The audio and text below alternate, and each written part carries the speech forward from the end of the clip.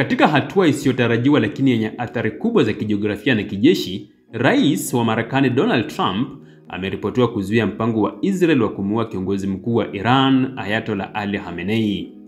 Habari hiyo ilithibitishwa na maafisa wawili waandamizi wa Marekani waliotoa taarifa kwa shirika la habari la Reuters kwa masharti ya kutotajwa majina yao.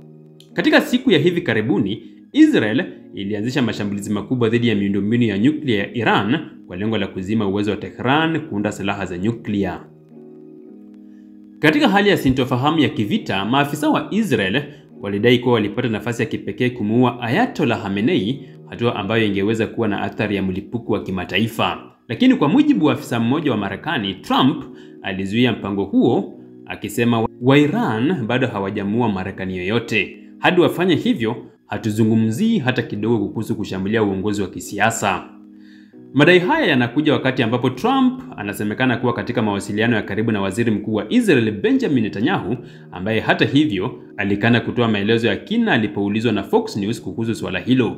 Kuna ripoti nyingi za uongo kuhusu mazungumzo ambayo hayajawahi kutokea, lakini tutafanya kile tunachopaswa kufanya, alisema.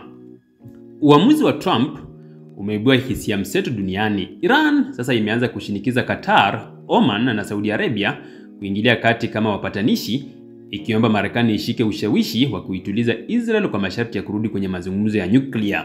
Israel inaendelea na mashambulizi huku ikitangaza kuwa iko karibu kutimiza malengo yake ya kijeshi. Umoja wa Mataifa umelaani mgawanyiko wa misaada unaodhibitiwa na Israel Gaza, huku watu 44 wakiripotiwa kuuawa wakijaribu kufikia chakula. Hatua ya Trump kuizuia Israel haikuokoa tu maisha ya Khamenei, bali pia huenda imeepusha kuibuka kwa vita vikuu vya tatu vya dunia. Hata hivyo, hali bado ni tete na tukio moja tu linaweza kuamsha moto mpya wa kimataifa.